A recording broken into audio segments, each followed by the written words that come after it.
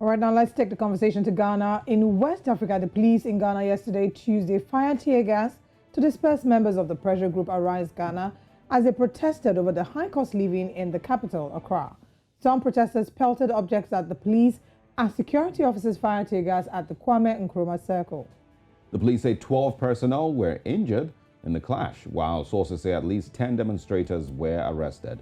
The two-day protest is expected to end on Wednesday. Meanwhile, organizers of the demonstration say the reasons for their action include the persistent and astronomical hikes in the cost of fuel.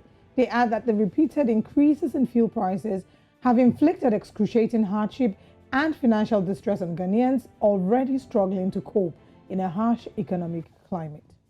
I mean, we can see that there's an underlying problem. We did talk about the fact that we have an underlying problem around the continent. They are complaining of the increase in fuel hike or increase in fuel prices. Earlier today, we talked about in Nigeria how the government has said they'll shut down any filling station that sells above 165 naira. But I mean, the right to protest is a right that is enshrined in a lot of constitutions, so long as it's done peacefully.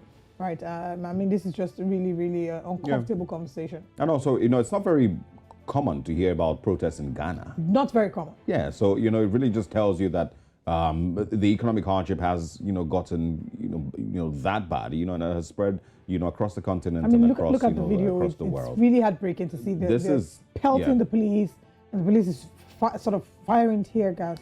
I'm not sure if I've ever reported of a protest in Ghana in my time, on television and on radio. But I mean, so it tells that there's a lot more that is going on, and across the continent, more and more people are getting aggrieved with the economy, and more people are getting really, really uncomfortable. Not just here in Nigeria, around the continent. The sad thing about that is there is one reality that if you do not meet the needs of the people, what will eventually happen is that you're pushing the people to the wall, and one day when they get to the wall, they will fight back.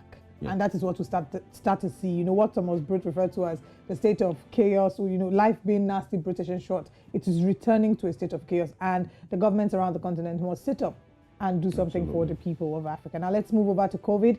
We have some COVID-19 safety protocols to help fight monkeypox.